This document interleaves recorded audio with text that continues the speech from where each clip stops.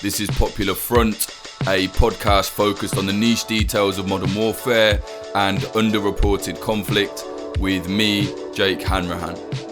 Today we're speaking to journalist Michael Colborne, and he's going to be speaking to us about the rise of Ukraine's far-right militia known as the Azov Battalion. Azov began as a small-time fighting force of volunteers when the war kicked off in the east, and they're now trusted by the government and even have their own column of tanks. Many people in Azov are openly far-right, and some are even neo-Nazis. If you like what we're doing here at Popular Front, please do consider supporting us at patreon.com/popularfront.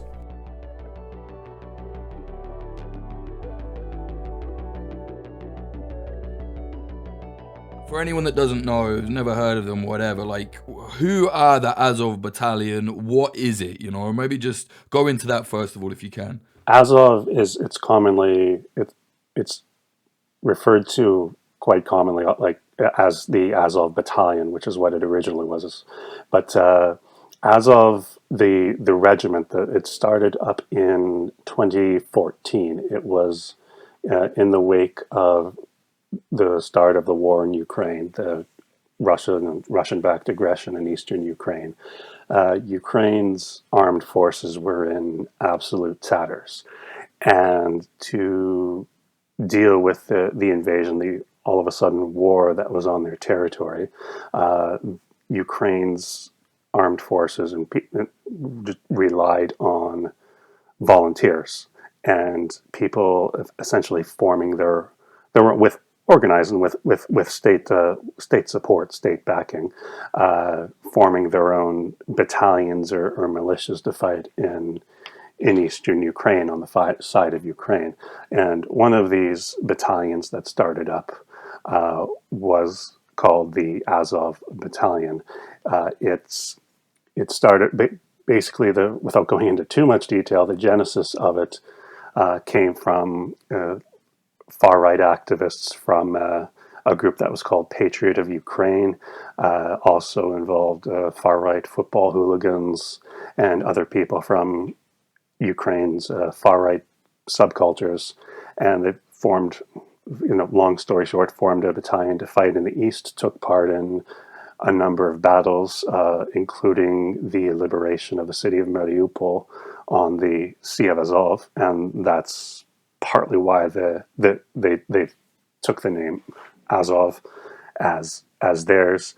And from there into 2014-15, or late in 2014, the battalion was formally brought under the control of Ukraine's National Guard and thus turned into a regiment, called a regiment. And from there in 2014-2015, what was the Azov Battalion or Azov Regiment expanded into a more full-fledged far-right social movement. They formed something called the Azov Civil Corps, which ended up becoming the National Corps political party, and all sorts of other subgroups and sub-initiatives to by 2021 to become this sort of all-encompassing one-stop shop far-right movement that has not just a dominant position on Ukraine's far right, but is the preeminent far right group in the country. So basically, what's happened over 6 years is a relatively ragtag bunch of far right guys forming a battalion to fight in the east of the country. Slowly became a larger scale far-right movement that encompasses all sorts of different things. Right. Well, I think that's something we should really kind of expand on now. Like, I've filmed with Azov, and they give you the spiel. No, we're not Nazis, man. We're not Nazis. Yeah. When did you film with them? So when was it? It was because I think it was honestly before I ever really started paying much attention. I mean, that's another thing that I can talk about or mention is that my focus on Azov really started only in 2018, because it was a bit of an accident. I mean, obviously, I spent a lot of time in Ukraine covering and writing about the country. And after everything that happened in 2018 with Ukraine's far right, for those who don't know, there were about half a dozen pogroms of Roma camps instigated by the far right, and it made international news, and it really turned more people's eyes to Ukraine in terms of asking, okay, what really is going on with the far right in the country? Is it really a figment of Kremlin propaganda? And so I decided in late 2018, that I was going to write just a fairly simple, straightforward article, kind of looking into the far right and separating myth from reality. But very quickly, I realized that there was so much there that had not properly been looked at or analyzed or really discussed. One article for me turned into two, then it turned into more and more and more, and then it became, here we are in early 2021, you're talking to me about Azov. Well, yeah, man. I mean, I've read your stuff, and it was like, I think you're one of the few people that's understood what's going on with them, because I kind of had my eye on them from about 2015, just seeing them as like, a small kind of far right, fascist friendly kind of, militant-ish group. And then, but at the time, like, right sector was bigger. The more people we're talking about right. Right. But then there were like, I spoke to some right sector people, and I met some people on the front line that were right sector. And certainly it was true that there were definitely like actual neo-Nazis within in their ranks. But then there was also people that were like Muslim, and then there was like anarchist. It kind of became like, if you want to fight, you fight with right sector, and no one really asks what your affiliation is. But then when I found, that Azov, it was like, no, they're all far right. And then I end up making a film with them in 2017. I filmed at what was basically like, the Azov child summer camp. And it was kind of like a child soldier summer camp, to be honest. And, they said, no, we're not Nazi. Of course we're not. And then you get there, and, I spent a week literally around them every single day. And very slowly, the Nazis, tattoos started to slip underneath the t-shirts, and we realized that half of them had SS tattoos. They had swastikas. There was one guy that was teaching the kids abseiling that literally had the SS death skull on his neck, and then we found out from, I found some of their social media, and one of them even had a fucking swastika pendant. What you say is, I mean, this is something that, I mean, another thing to mention is I'm writing a book about the Azov movement. It should be out later this year. I'm under contract for it right now. I've still got a fair bit of work to do on it, so I don't have a title or a cover or anything really fancy to promote about it right now, other than to say I'm writing one. And one of the key things that I want to explore, and am exploring, is this nature of, I guess, what you'd scholarly refer to as doublespeak with Azov's rhetoric. Now, you've covered and done research and filmed with other far right people in different countries. We all know, anybody who even has a pretty baseline knowledge of far right people knows how their rhetoric works. That they will say one thing, and very quickly, if you look past the words that they're saying, if you look past what they're trying to sell you, it becomes very, very obvious that they are exactly what they're trying to convince you they're not. So you talk about your experience in 2017. It was like at that camp, and these guys telling you that they're not Nazis, they're not Nazi sympathizers, they're not neo-fascists, whatever. And then all of a sudden, these little signs coming out, and then not so little signs, and then very big signs coming out. I mean, I think I had that same experience in late 2018 when I first interviewed people related to Azov and without going into too much detail right now, I went to their Cossack house, Kozatsky Dom, which it's a kind of a three three-story social center of the Azov movement, just off Maidan Nezalezhnosti in Kiev, just off Independence Square. So literally right in the center of the city. And talking to individuals there, I was being sold this story that they're not like neo-Nazis or far right. They're quote unquote neo-nationalists. They're not anti-Semitic. They're not extremists. And they're telling me this while I'm sitting up on the third floor of Cossack House in the literature club, and they got pictures of Corneliu Codreanu on the walls. You know, with somebody who is a ridiculous anti-Semite from Romania. Like, I mean, somebody who was so maniacally fascist that even Hitler was, and even the Nazis, I think, he died in 1938, Codreanu. But I mean, somebody who is just a openly fascist extremist ideologue. So you get these people, and they still do it to this day, trying to convince people in Ukraine, but especially people in the West, that there's nothing extreme about them.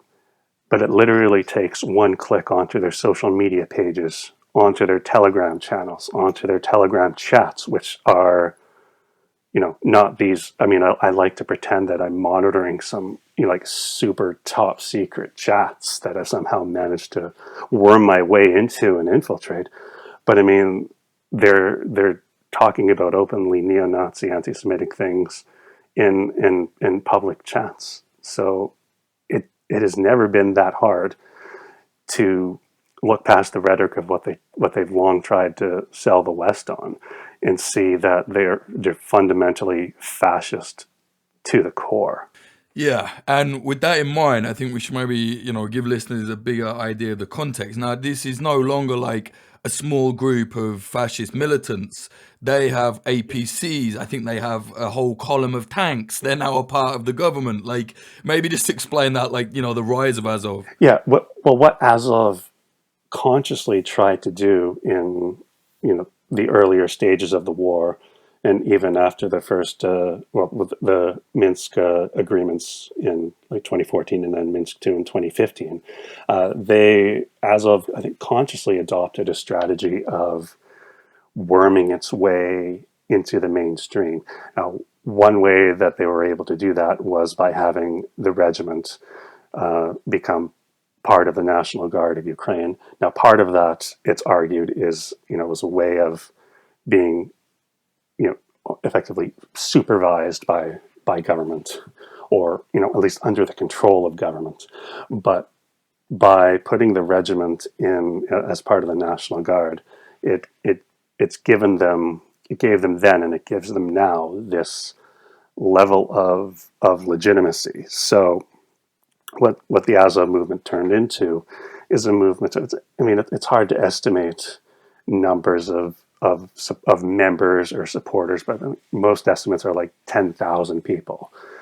And what they've managed to do is build this sort of all-inclusive far-right infrastructure with their own literature club, publishing house, social center, far-right fight club tournaments, all in basically, and even in some smaller cities and towns across Ukraine. Uh, there's if you're, say, a teenager, especially a young man, there's no outlet for you that's cooler than Azov. There's nothing. Yeah, and I think that's part of the issue that I think has not been, by myself or anybody, it's a bit more difficult to explore, and that hasn't been explored yet. The idea that with this kind of infrastructure, especially something geared towards kids and young men, like, if you want to be cool, then who the hell else are you going to go hang out with in one of these cities or towns? Yeah, that's a really good point, and something I noticed when I was filming with the kids. Like, you know, we would film with the idea that everyone that joined Azov joined because they're like a Nazi that wants to kill Jews. That's just not true. Like, there were kids, and you'd say like, oh, like, these guys are like far right, and they'd be like, yeah, we heard that. We were a bit worried, but Azov's cool. And I mean, honestly, if you look at them without all the the horrible Nazi shit, they are cool. They do look cool. Yeah, that's one point. I mean, you see it especially in Kiev. Like the guy, I mean, you can clearly pick out who like the Azov kids are, or at least not just teenagers, but young men in their maybe late teens, early 20s. Their subculture, I mean, the most visible subculture of Azov. I mean, they're the coolest kids around. I mean, especially if you're a young man, a young guy in Ukraine, trying to, like any guy anywhere, trying to figure the world out, and you see these well, honestly, these jack dudes, these guys look like they're working out all the time. They're fighting and training all the time. They're all tattooed to high heavens. I mean, a lot of people in Ukraine have tattoos, even maybe more so, in my opinion, than some places in the West. But there's the way that even they dress, the places they hang out. I mean, yeah, that's something I want to explore in more detail as well. Is this why kids, why young men would join a movement like this is because it's for better. I mean, better. It's not a better way to phrase it, because sometimes I look at it, it's like, this is fucking cool. Right. And people are scared to admit that because they think that then you're like green lighting. It's like, no, that's why it's so fucking dangerous. And I mean, that's why I've written about far right combat sports and MMA, not just in Ukraine, but in other countries as well. And that's part of the appeal with that as well. Like the appeal of somebody like, he goes by Nikitin, Denis Nikitin, or Kapustin, the Russian neo-Nazi who's based in Ukraine now, and has his White Rex neo-Nazi fashion brand. Like you look at the image, you look at the imagery, you look at the kind of things that the dude's modeling, that sort of thing, the way that the lifestyle that he and people like him present and talk about. It's appealing to young men, and they know that, and I know that, and you know that. I think we all have to realize that they're getting kids, and especially young men, into these kinds of movements by giving them something they want. And I think we have to, I mean, it's giving them something they want in terms of aesthetics, in terms of camaraderie, in terms of an outlet. It doesn't necessarily, because like you said with your experience at the youth camp, it's not like any and every kid going to one of these camps or going to some Azov related event is some hardcore neo-Nazi who buys into everything. But a lot of those kinds of kids who go to something like that, it's a pathway to getting further involved in the far right, and a pathway into radicalization. Yeah, definitely. Let's talk a little bit about the leader, right? Beletsky, the guy that started it all. Tell us about him. Andrei Beletsky has a long history on Ukraine's far right. He's from Kharkiv in eastern Ukraine, and he was the head of an organization called Patriot of Ukraine. And what that far right or outright neo-Nazi organization did was, it was a small, violent neo-Nazi group in Kharkiv. It would do things like bust up marketplaces of immigrants. But one thing that it would do, it would act under the auspices of the regional governor at the time, or the mayor. I mean, I'm getting it mixed up, but the power broker in Kharkiv, who was Arsen Avakov. Now, Arsen Avakov is now the Interior Minister of Ukraine, and he's been the Interior Minister of Ukraine since 2014. Since entire post-Maidan history of Ukraine has been with Arsen Avakov as the Interior Minister of the country. And anyways, with Beletsky, he was long involved in these violent far right activities, outright neo-Nazi activities, and he was put in prison on pending trial. He was charged with attempted murder, and for several years was held in prison awaiting trial. And he was eventually released in 2014 once the the revolution had finished and Yanukovych had fled. There was amnesty given to a number of prisoners, and one of them was Andrei Beletsky. And because a lot of Patriot of Ukraine members had been active on Maidan, acting, at least the way that they frame it, acting as a vanguard of the revolution, Beletsky kind of immediately swooped in and took control of the organization, well, retook control of the organization and became very quickly the undisputed leader of that movement and the first commander of what would become the Azov Battalion and then the regiment.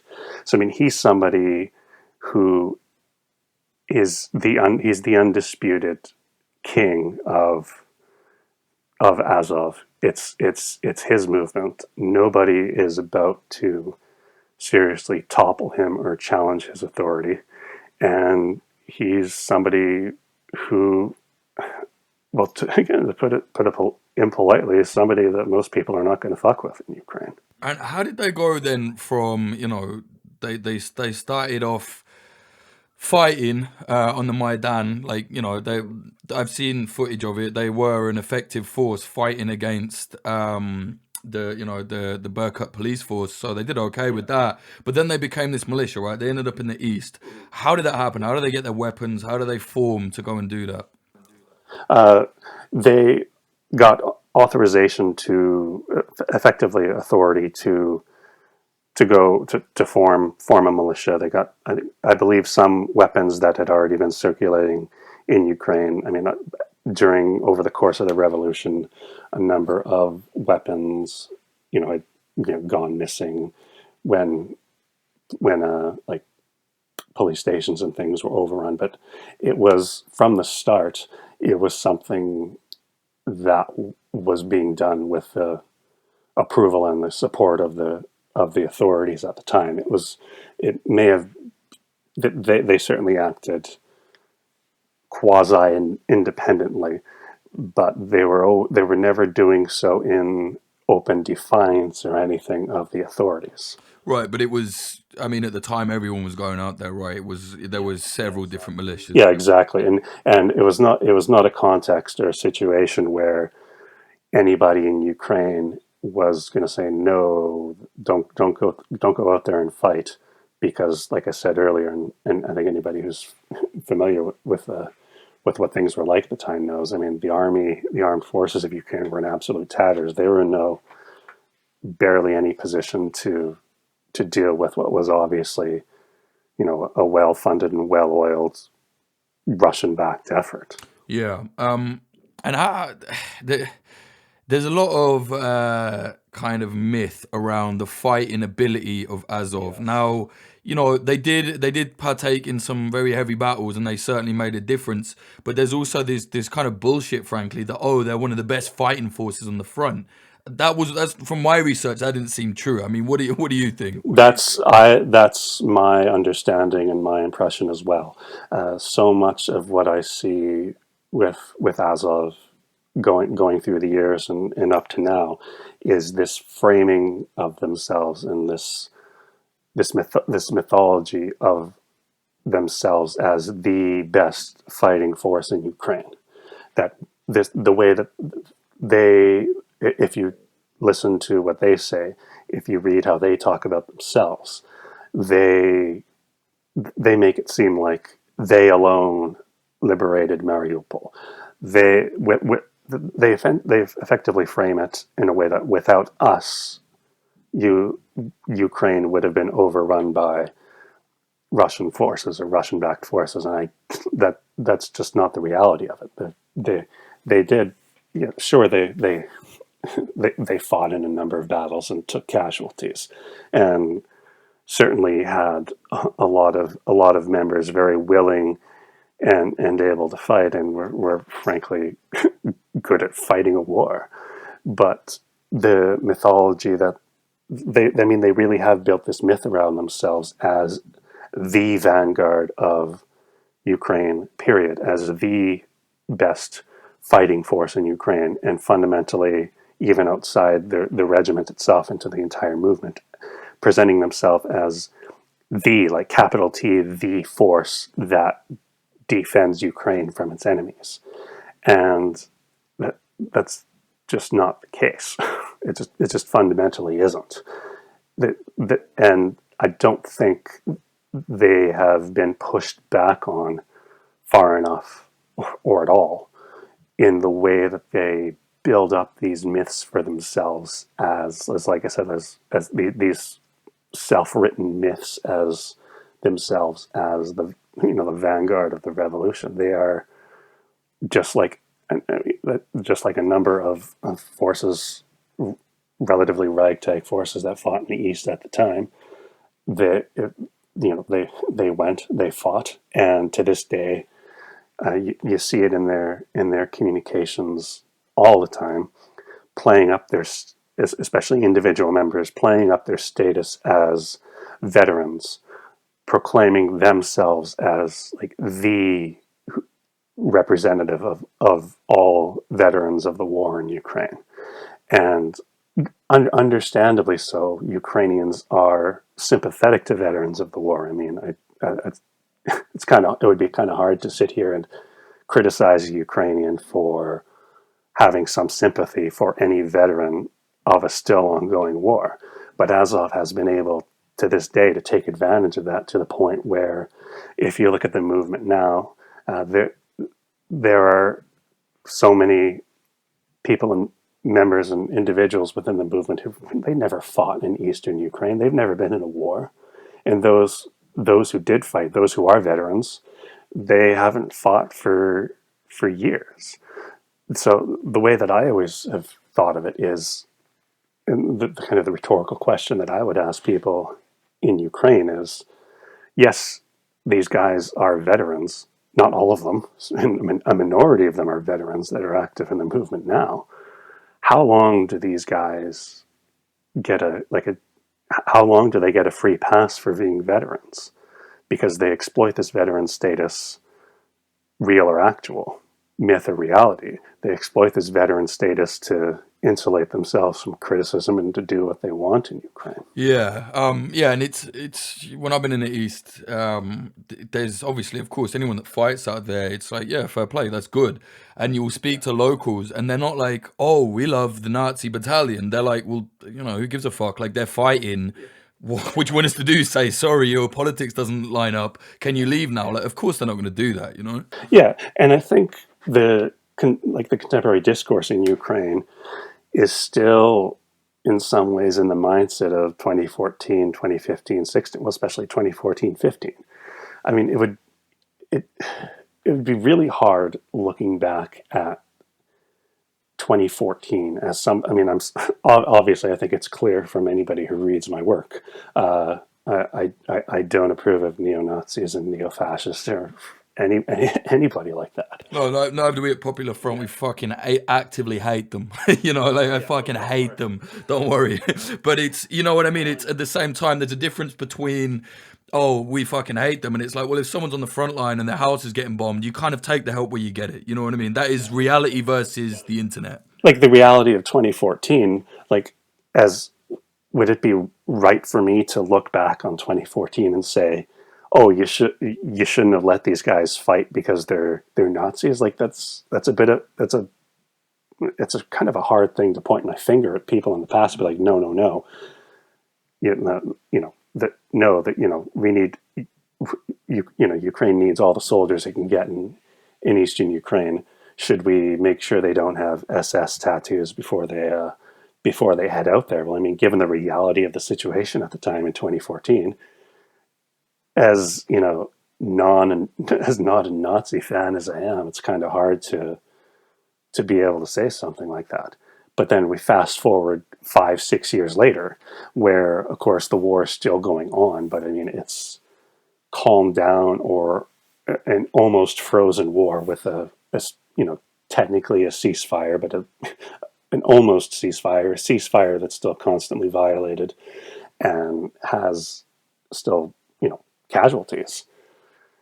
The idea that because of what happened in like I said before, the idea that because they were needed in some way to fight in 2014 and into 2015.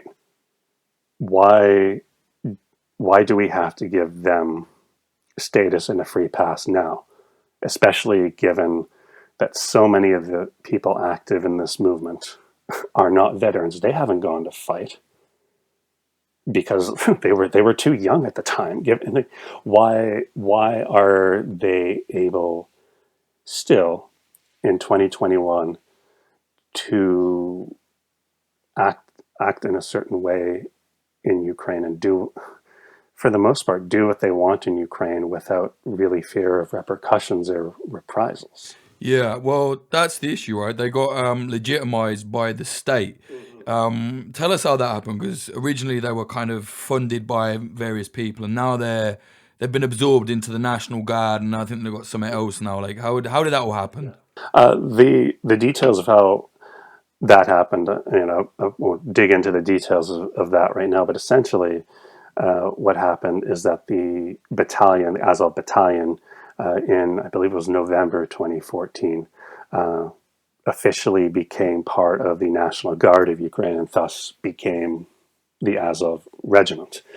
And so what Azov has long been able to take advantage of is, in particularly, it's the, like I was saying before with Andrei Beletsky, the, the the leadership of Azov is, for the most part, directly descended from that Patriot of Ukraine group, from that Kharkiv Corps, who had this relationship with Arsen Avakov.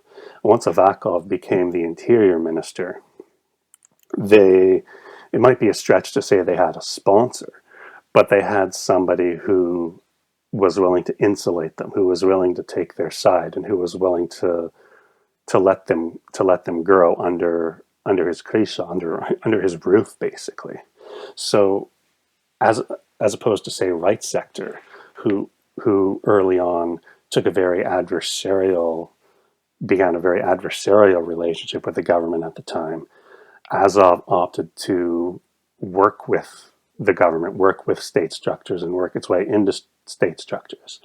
And that's why we're sitting here in 2021 talking about the Azov movement, and barely anybody talks about it or remembers right sector. Yeah, I remember like right sector being like, fuck the government, fuck Russia, fuck everyone, you know what I mean? Whereas like you said, Azov was like, okay. Yeah, and look, and Azov, well, to be frank, I think Azov was the leader. They were smarter about it.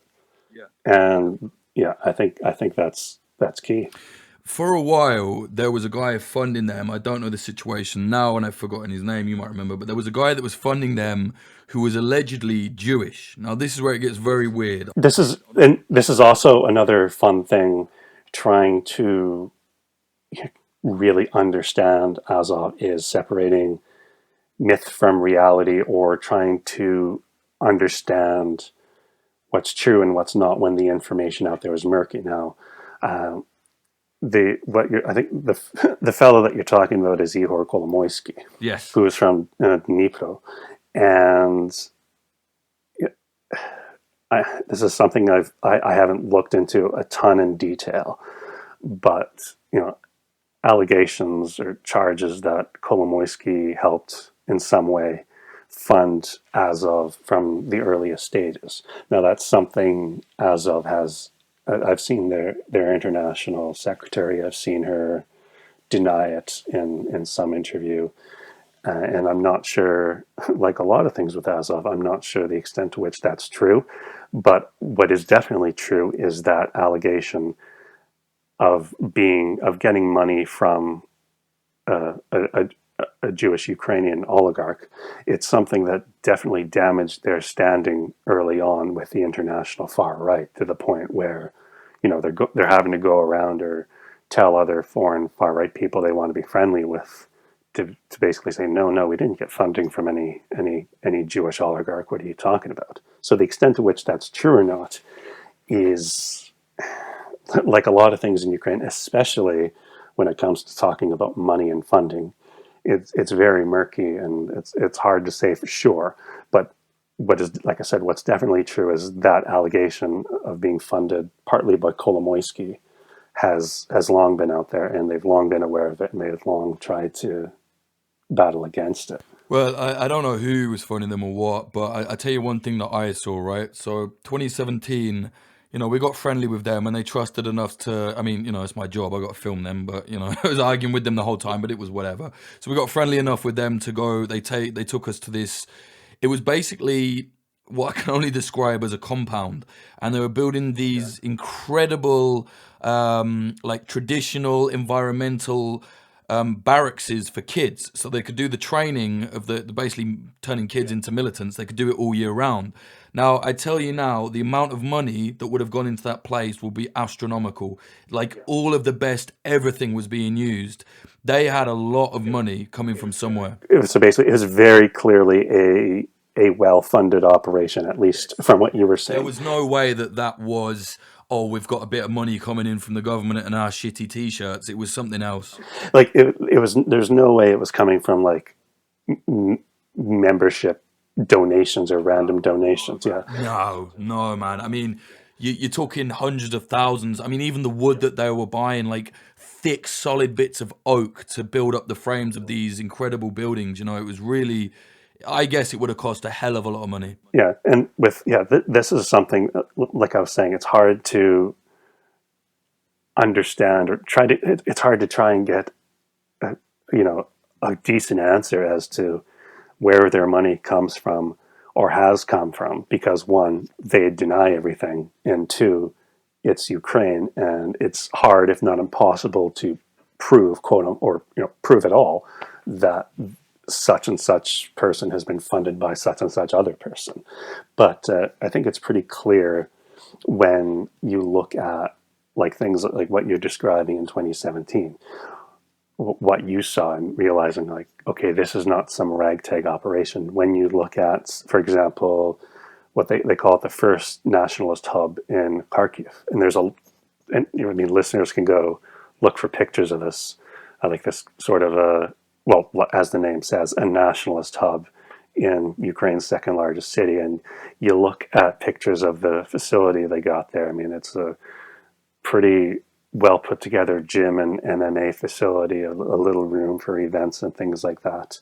Then you look at what their base looks like at Atek out on the outskirts of Kiev. I mean, it is an abandoned factory. So you look at visuals from the outside, it looks like, okay, it kind of feeds this myth. It's like, oh, this ragtag bunch of guys, they're just in some abandoned factory. But then, like, you go look at, for example, the gym that they have there. It's a pretty, I mean, even all these little things like this adding up, where you got this pretty well put together gym, where you've got a book club that, I mean, whether people actually read all their books or not, you've got a book club that takes its time to have pretty well designed books and translated far right books from other languages into Ukrainian. You have the ability to mobilize several hundred kids for a rally, like I've seen in Kiev, where it seems to be mobilized within like a few hours, where you all of a sudden, after COVID hit in March and April of last year, where all of a sudden there's these National Corps volunteers in branded vans driving around. Like, this is not a movement that has, endless pockets of money. I don't want to stress that. But this is not some, ragtag bunch of dudes running around collecting money where they can. There are clearly different revenue streams coming in from different places at different times, sometimes more than other times. So sometimes it seems like you see a bit of a surge in what they're doing or their activities, and then other times that activity seems to fade off. So, I mean, it would be hard for a far-right movement somewhere else to replicate their level of success without some significant funding coming in from somewhere. And I mean, former members of the National Corps Party have said this stuff publicly. There was back in May of last year, there was a pretty significant open conflict between one of the former senior leaders of the National Corps Party and and Beletsky and some of the other current leaders of the party and of the movement. Yeah, there was an open gun battle, right? There almost was something like that, and there was this was more. This is when I'm not going to bother naming the individuals now, partly because I'll mispronounce their names right now. Is They were invited to a meeting to discuss some issues, and apparently Beletsky and others, gave them a few punches and roughed them up, because these are former members, including the former Kiev head of National Corps, who have kind of gone and tried to do their own thing, especially with their own private security company. So I think they were coming into conflict with Azov, and around that time, one of the former senior leaders of the party, he published a Facebook post, and then it also came out quoted in an article. I think his exact words were something like, "This is an organized crime group, not a political party." And he flat out alleged that they were getting the party, just National Corps, Azov's political party itself, not talking about anything else linked to the movement, alleging that there was money coming in that he had no idea where it was coming from, and it seemed suspicious. Now, that hasn't gone anywhere. Those guys, like I was saying before about Beletsky, it's it's generally good not to get into an open conflict with him. So I think they backed off and minded their own business. But all those statements are out there. I mean, if you're if you're a former senior official in a political party, a far-right political party or any party, and you come out publicly and say that party is more an organized crime group than a political party, that does say something. Yeah, and Beletsky is a dangerous guy. Has taken a risk to do that. Yeah, I mean, it's choosing my words carefully here, but people who have crossed Beletsky in the past are not alive. Yeah, and he's been arrested for very serious offenses where the people still are alive, right? Yeah, exactly. So I mean, his reputation unfortunately precedes itself. Yeah.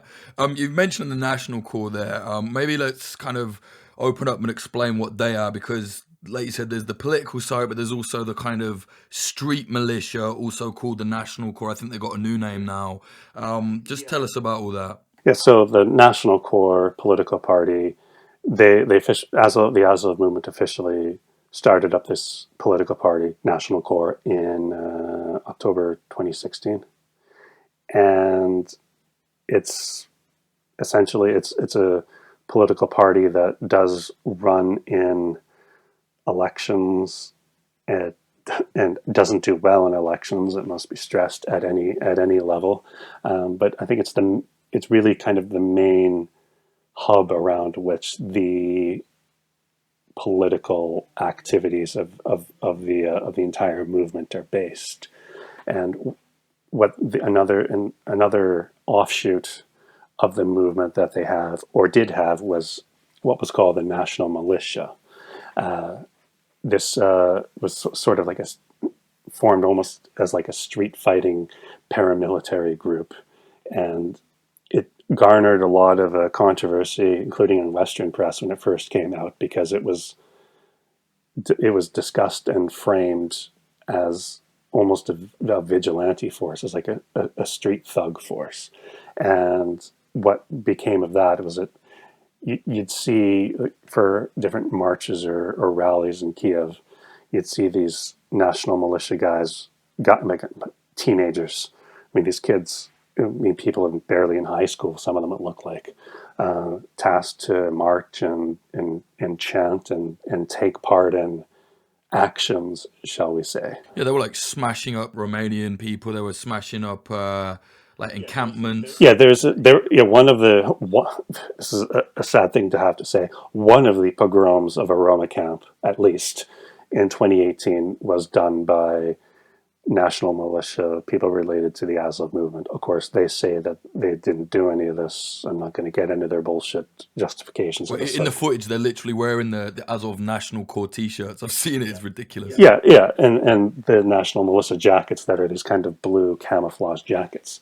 But what's happened over the past year, over 2020, is that this national militia has just disappeared. In July, I think his last Telegram post was in July. It seemed like it was just fading off in interest. So national militia, I don't see anything of anymore.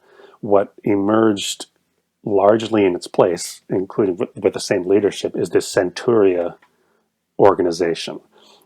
And if listeners go and look at some of the video and everything else from this Centuria organization, it seems like what Centuria is this sort of rebranded or revitalized national militia, but much more overt in its kind of faux Roman Empire imagery, but also it's pretty close to Nazi imagery in terms of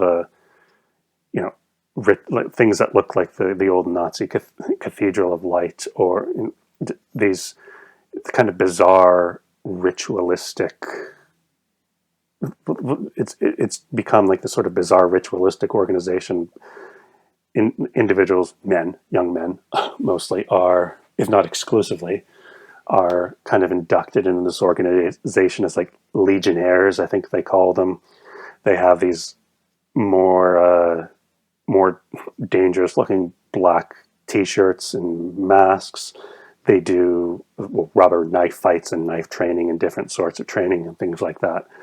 It seems like this national militia that we've talked about for a few years has gone by the wayside, and in some ways has been replaced by this Centuria sub-organization that frankly looks like it's more radical than its predecessor. Yeah. Do you remember when, I don't know if you remember this, but Azov had a thing called Reconquista? I certainly do, yes. Yeah, maybe explain what that is for us, because it reminds me of Reconquista. Reconquista, it's hard to describe what it is, because it's almost sort of, it's not like it's some sort of sub-organization or anything like that, but it's a sort of branding that they've used to talk about their international efforts, framing their networking with other far-right groups as part of a reconquista of Europe from all manner of enemies. And there used to be a Reconquista club in Kiev. I know because I've been there. I wrote an article for the New Republic about it, where they used to have Friday night MMA fights. And that was one of the strangest experiences of my life, being able to walk into a known far-right establishment just off the street, pay a cover to eat burgers and drink beer, and watch kids, recruits, budding far-right kids beat the snot out of each other in a proper octagon MMA ring. So that club is shut down, but that name and that term Reconquista you still see floating around as of propaganda. I remember there was a woman that ran it, Alina. Yes, she is the international secretary of National Corps,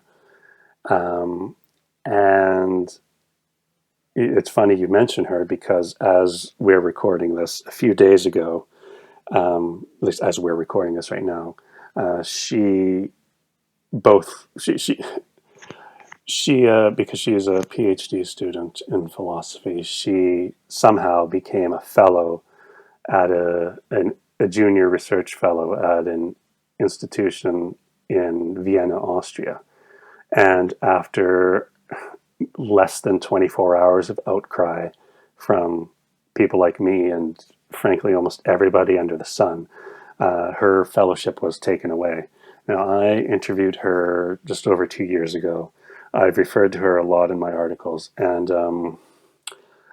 just to put it politely, she is not my biggest fan right now. Yeah. So with that in mind, what is the Ukrainian government's current stance. I remember for a while they would just pretend that they're just nationalists, they're not Nazis, despite there being a huge abundance of evidence that they're at least all fascists, and within that element there's a lot of Nazis as well. And I know that Azov is still part of the Ukraine government, basically. I mean, what is their response to this? I think the attitude now, especially under the new President Zelensky, is it's still an attitude that you see prevalent throughout a lot of Ukrainian civil society. It's just not talked about or discussed. There still is really this strong tendency, this belief that if we talk about the far right problem in this country, we feed into Russian propaganda about the far right. And just for a quick background for listeners who might not be aware, one of the main propaganda talking points against Ukraine in the early stages of the war and during the height of the war in 2014-15, and especially around the time of Maidan in 2013-14, was the role of the far right in the protests and the role of the far right in, like, with Azov, with right sector in the war. And some of that Russian propaganda fed from longstanding tropes about Ukrainian nationalists who did fight alongside the Nazis in World War II. It was always a Soviet anti-Ukrainian talking point, painting all Ukrainians as like jackbooted fascists, sort of nonsense. So that propaganda angle really came strong in 2014. And I think what's happened is a lot of Ukrainians in civil society and in the mainstream have really internalized that and think that any discussion of the far right in Ukraine feeds into that very same Kremlin propaganda. That's why when I and others from the West write about the far right in Ukraine, there's a reason why I get just attacked by, not necessarily by the far right, but by the mainstream for talking about it, for the things I get accused of making too big a deal of it, focusing, why don't you focus on other countries? You're feeding into Russian propaganda. Are you on their side? This party, like the National Core, only gets 2% of the vote. Why are you talking about them? Et cetera, et cetera, et cetera. And what I worry about is this increasing gulf between that sort of civil society. And again, I don't want to paint it all with a broad brush as if everybody in Ukraine thinks this way, but there's a significant number of influential people that do. There is this increasing gulf between that point of view in Ukraine and the point of view of almost everybody else outside of Ukraine, who by 2021, we can all see that there is a considerable problem with the far right in Ukraine, and that the far right in Ukraine is, in some ways, I argue, or in many ways, it's one of the worst problems in the world, if not the worst in Europe. And me saying that, like, right now, and other journalists saying similar things like that, or writing and broadcasting things that, quote unquote, make Ukraine look bad, it just further, because we can all see what's going on. We work in the country, we work there, we've traveled there, we've interviewed people. We haven't just parachuted in and had a little look around and then jetted off. We know, like, you can't pull the wool over our eyes and pretend that there isn't a significant issue. But the problem is that there's still influential elements in civil society that insist on trying to pull the wool over people's eyes. But it's 2021, guys. This doesn't work anymore. Yeah, well, I've had exactly the same thing. You know, when I made my documentary, people said, "Why are you even focusing on it?" I said, "Well, look, I'm pretty openly Ukrainian sovereignty. I was against Russia invading, and I covered the war mostly from the Ukrainian side because I got banned from the other side. But anyway, people said, "Oh, why are you doing that?" I said, "Well, look, okay, this idea that Ukraine was a Nazi junta that pro-Russian people say, I say, I know that's bullshit.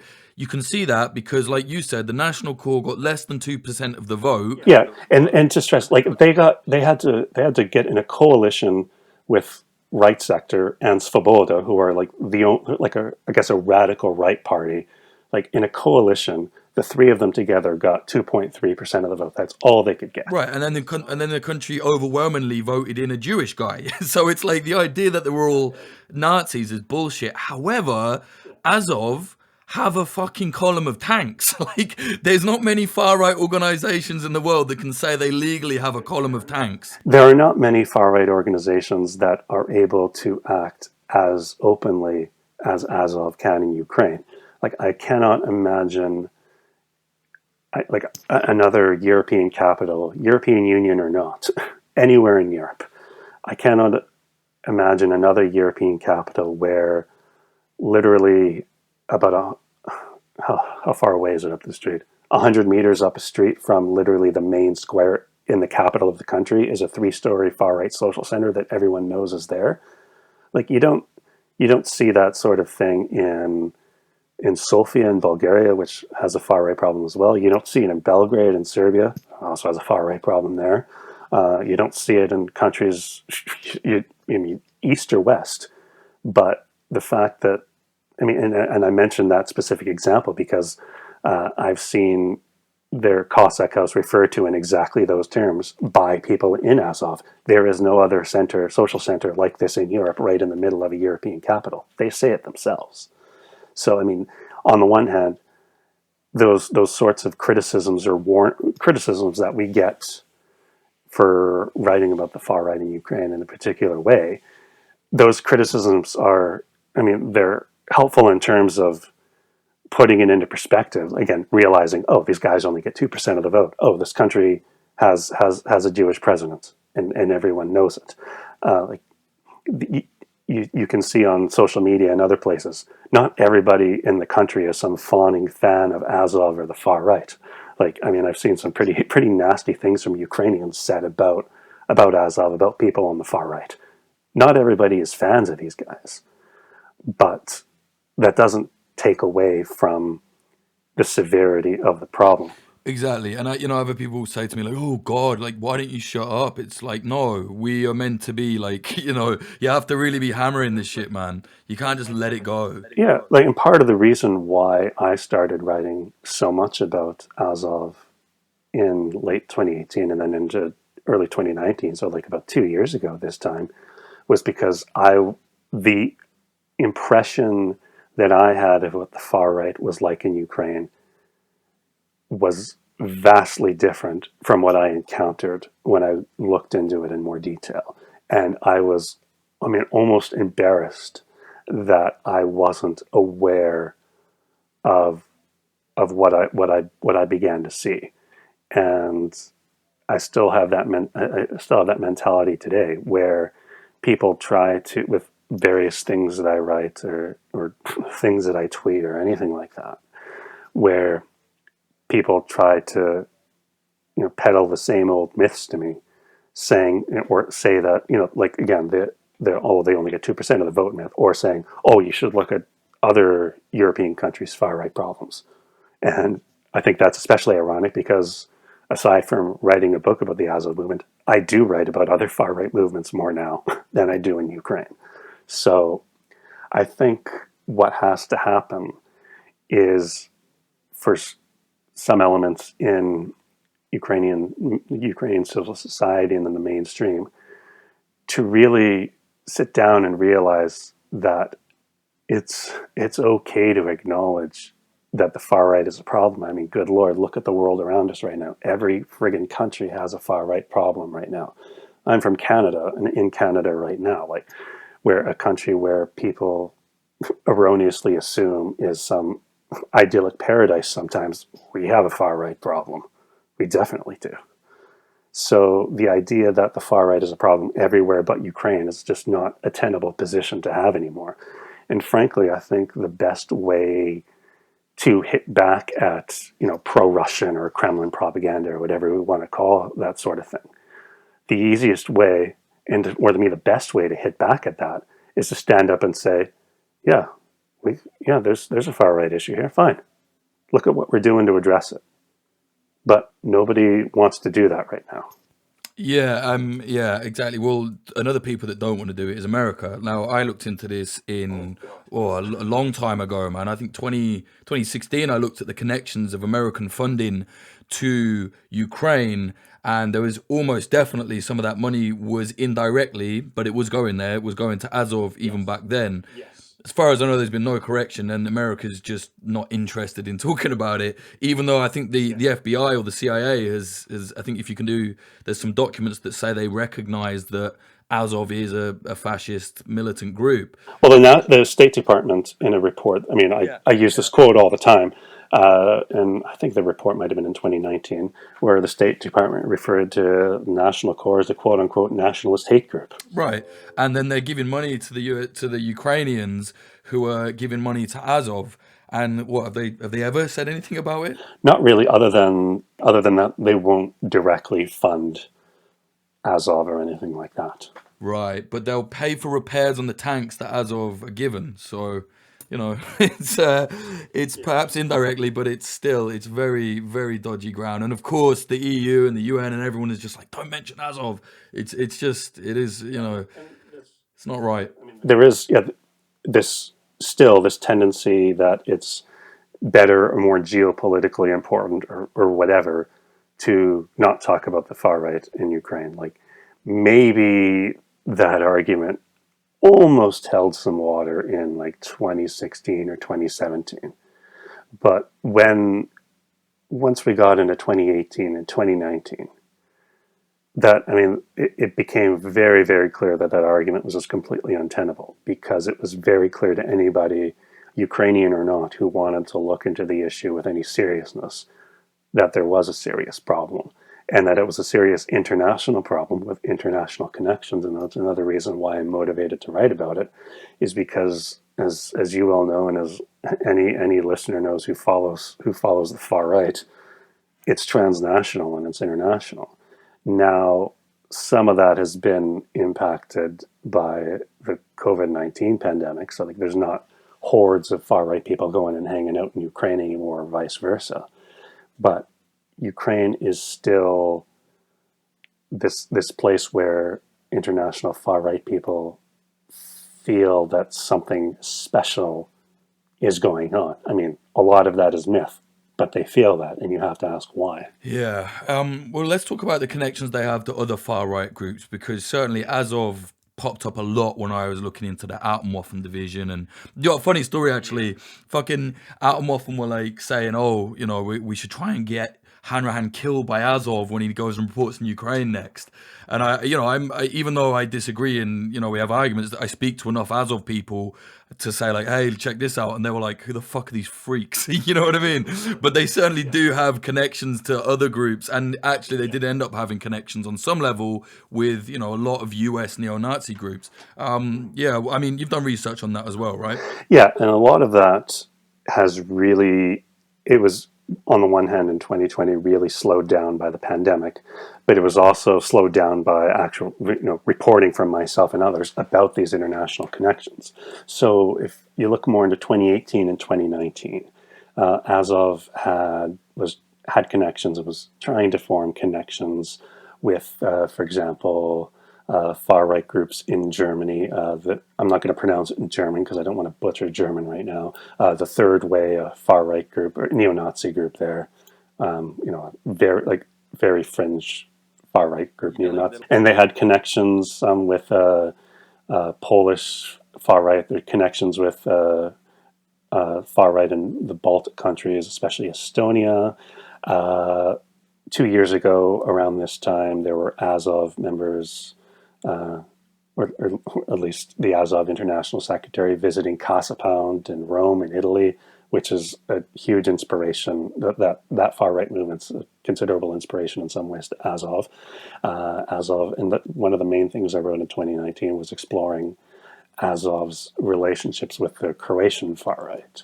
And those are just a few countries that had some examples of. And also, in terms of American connections, they have had connections with white nationalist, quote unquote, intellectual Greg Johnson. He visited Kiev multiple times and still speaks highly of Kiev in Ukraine as some sort of opportunity for the far right. And like you said, it's hard to necessarily say they're connections, but there are these, like these American Adam Waffen guys and other Americans who really think that they can just jet off, show up in Ukraine, join a far right militia, and be at the front, and it doesn't quite work like that. But what happened in 2019 was, once myself and others reported pretty extensively on these international connections, they seemed to close off very quickly. Either they were just stopped making some of these connections at all, or they just did it more, a little bit more clandestine.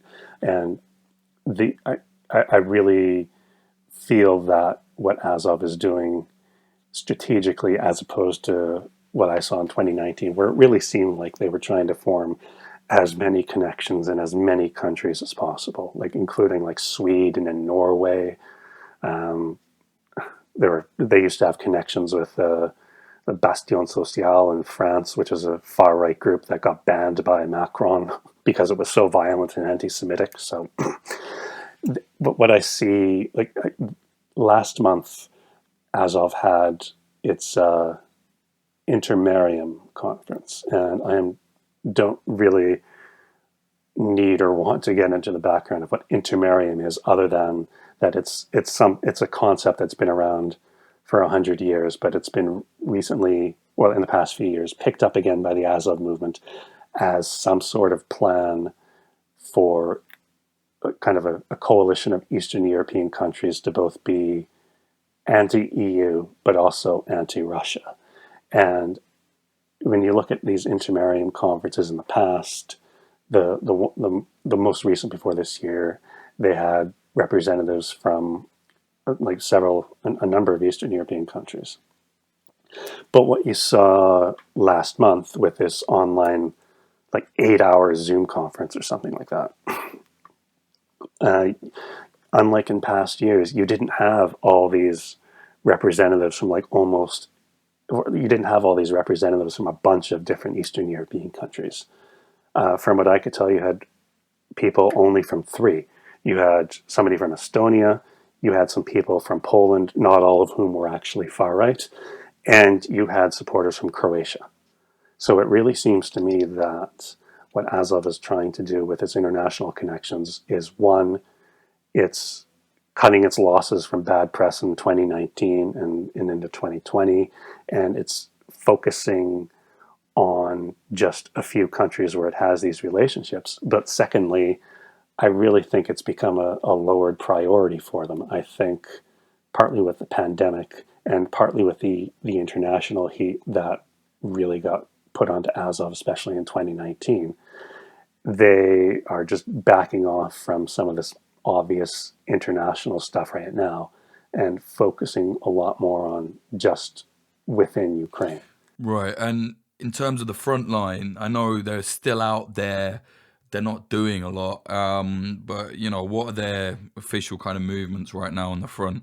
I don't know the details of what they're doing on the front, and I think that's a testament to what the situation of the war is like. I mean, this quote-unquote ceasefire agreement was reached in July 2020, or started from late July, and it really has had an impact in drastically reducing fighting and casualties of soldiers and civilians along the front line.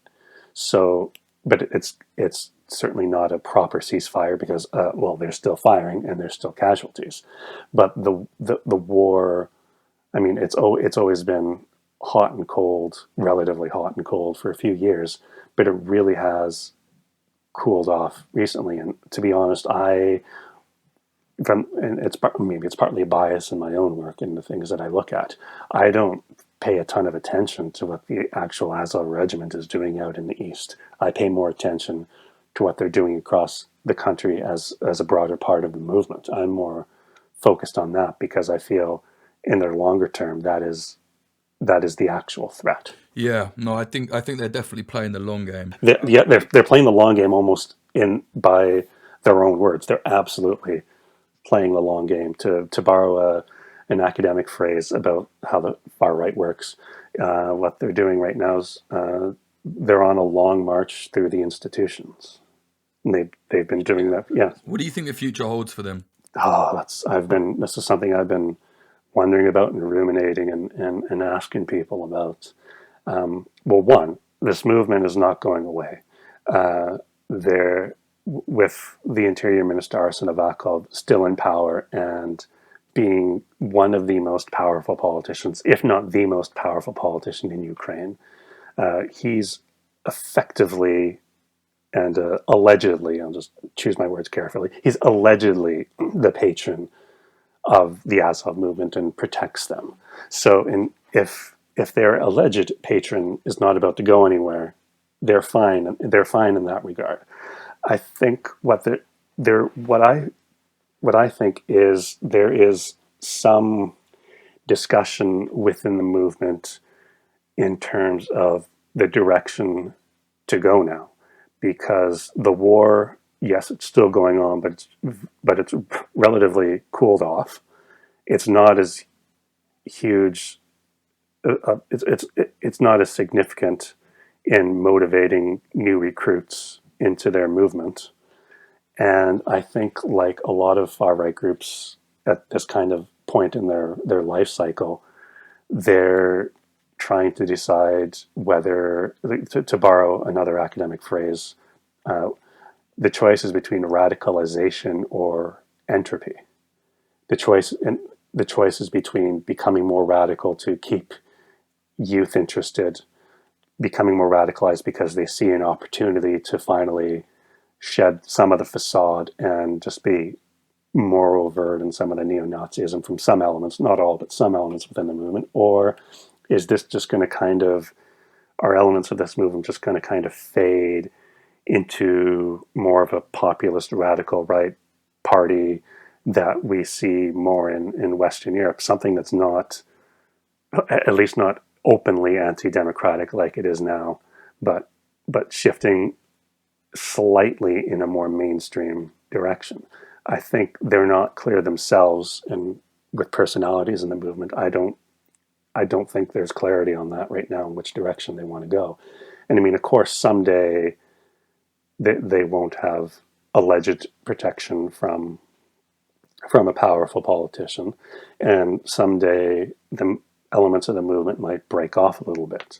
But what I said when, about 2 years ago, realizing and understanding a bit more about what the movement was doing and how it was benefiting from that alleged protection, my theory was always that it's a movement that's trying to solidify itself in Ukraine, in the state, so that when they lose that alleged protection from Azov Battalion, they can still grow and survive. That essentially getting themselves to a point where getting rid of them is going to be an incredibly hard thing to do.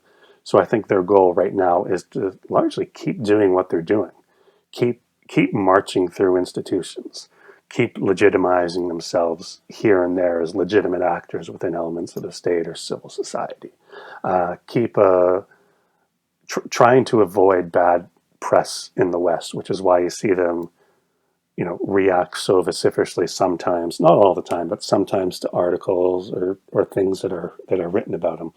They're very sensitive about being linked in any way to far-right extremist terrorism, even linked in terms of sharing the ideologies of far-right terrorists, let alone any allegations which are unproven and of actual training of people who became far-right terrorists. Anything associated with that word terrorism is something they react pretty vociferously to, and it's something that they are going to continue to try to disassociate themselves from. So in other words, if some of these American guys who think that they can just show up in Ukraine and join a far-right militia and seem like potential budding terrorists, Azov is really, in my opinion, not going to be stupid enough to have anything to do with these kind of guys.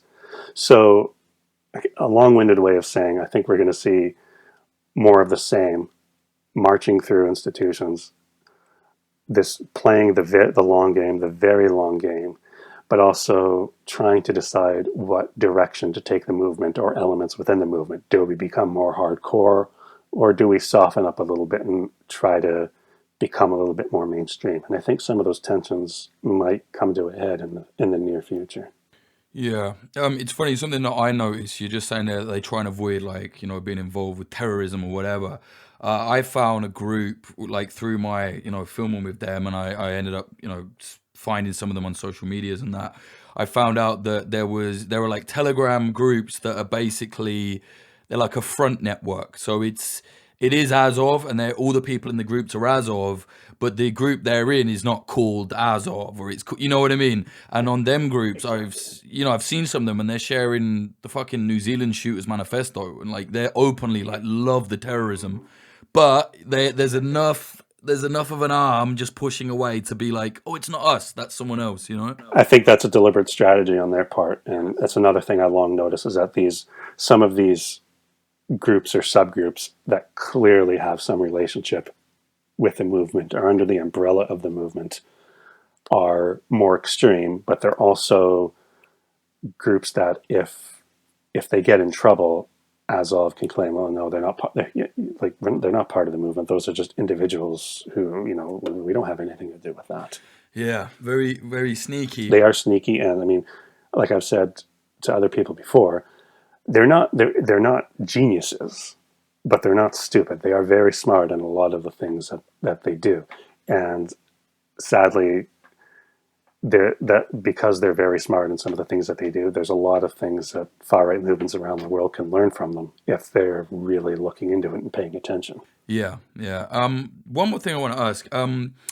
Misanthropic Division. What do you know about them? What is the Misanthropic Division exactly? I've never quite sussed it. You know what?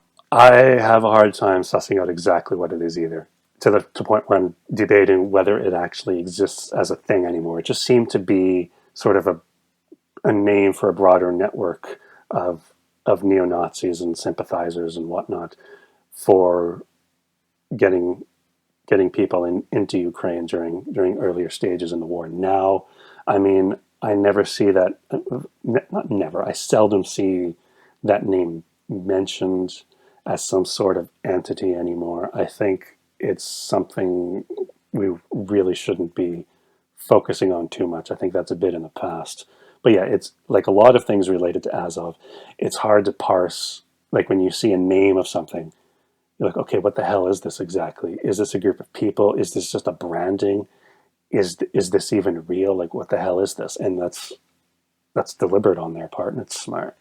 Yeah, so for me, when I was looking at it, I first noticed Misanthropic Division before I noticed Azov. At the very start of the war, they were the kind of the one that they were like, oh, there's a far right militia now, and it was like, it's Misanthropic Division. It wasn't like, oh, it's Azov. It was them, and like you said, they seem to be the ones getting international recruits into Azov. Right, and I think, well, obviously the situation has changed, and again, for background of listeners that might not be aware, despite all the talk about foreign fighters in Ukraine, the situation for years now in Ukraine has been such that if you are a far right person in Canada, the US, UK, wherever, you can't just show up in Kiev, go talk to some Azov dude or somebody else, get a few days of training, all of a sudden have a gun and be at the front training for a future race war.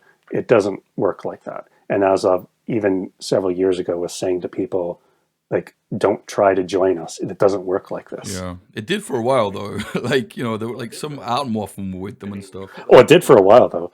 And I mean, yeah, but this idea that Azov is some sort of like far right ISIS as some sort of training ground for far right super soldiers, it's not quite that. No, but I do think something you do see is that internationally, Azov has been like a real, like a guiding light for a lot of these fascist organizations. Yes, that's a good way to put it. Yeah, it's a guiding light. It's something, whether it's based in reality or in myth, it's something that other far right people look up to. They look up to Azov. They look up to Ukraine, and they're like, "Oh shit! I wish we could have I wish we could have something like that. And part of their wishes, again, like, aren't based in some of Azov's own myth making about what they do in Ukraine, but the fact that, like, the fact, for example, that the Christchurch terrorists had talked about going to settle in Ukraine. This is even in, like, this is like 2015, and it was talking about it. It was in the report that came out last month or whenever. I mean, the fact that somebody like that saw Ukraine as a place for him to settle, one, yes, it says something negative about contemporary Ukraine, but two, it says something also about the contemporary international far right, that they have built up this mythology of Ukraine as this paradise for the far right. Like, yes, it's a place where if you're on the far right, you can act a lot more openly than you can probably in almost any other country.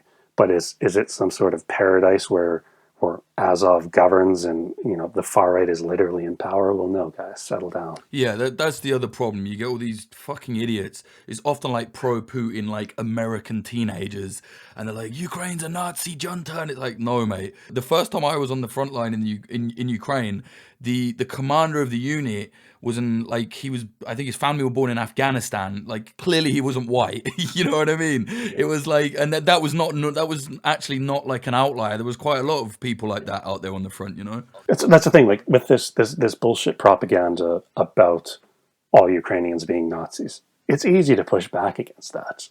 But conflating that bullshit propaganda with actual reasonable, rightful criticism about the role of the far right in the country, that's a mistake. Before I forget, where can people find your work? Where can they follow you online and all of that? My Twitter is at Colborne Michael. My last name, which is misspelled a lot, is Colborne. Look at my Twitter. If I write or publish something, it's always going to be there, and my address to other articles on Muckrack and things like that is there, and other crap that I do. And if somebody wants to read stuff that I've written, go there, hassle me there. Okay, brilliant. Thank you very much, mate.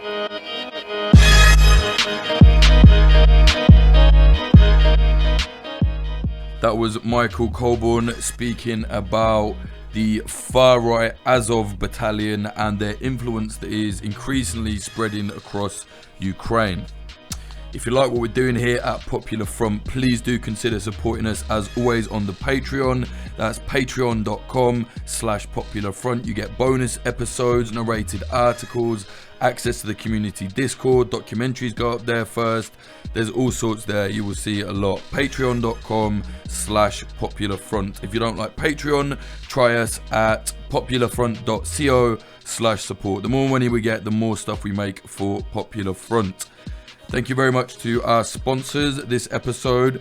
They are Oracle Coffee Shop in Portland, Oregon, USA. They're an independent coffee shop selling only fair trade products. See them at 3875 Southwest Bond Avenue 97239. Obviously, you'll have to wait, I guess, until COVID is lifted. I don't know what it's like over there, but yeah, check out Oracle Coffee Shop. Also sponsoring this episode is Grindcore House, a pair of independent coffee shops in Philadelphia, USA. One in South, one in West. Check them out on social media at Grindcore House. I've been speaking to them recently. We might be making our own Popular Front coffee blend through Grindcore, and we'll be selling that on the site at popularfront.shop. But yeah, check them out, Grindcore House. We're also sponsored by Propagandopolis, an outlet selling and informing people about historical conflict propaganda. Get your prints at propagandopolis.com. That is PROPAGADOPOLIS.com. Use the promotion code POPULARFRONT10 to get 10% off your prints. Recently we did 2 runs of the extremely peaceful J Stark print from the Popular Front documentary, Plastic Defense. If you've watched that, thank you very much. It's hit over 1 million views on YouTube in a month. We have no commercial backing. We've spent no money on advertising or anything like that, so it's all been organic. Really good to see. Thank you very much to everybody that shared that and has supported us. If you want to watch other documentaries, or you want to watch Plastic Defense if you've not seen it yet, go to youtube.com/popularfront, or just search Popular Front in the search bar on YouTube. I think we have enough sway and enough subscribers there now that we should be like the first people coming up when you search it. I think that's right. But anyway, like I said, if you can't find it, youtube.com/popularfront. You can follow us on Instagram, instagram.com/popular.front. Shout out to Caden, he's running that for me now. Thank you very much, mate.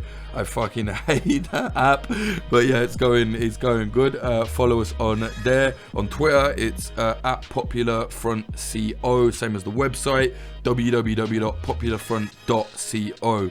If you want to get in touch with me or see what I'm doing, all social medias are at Jake_Hanrahan, HANRAHAN.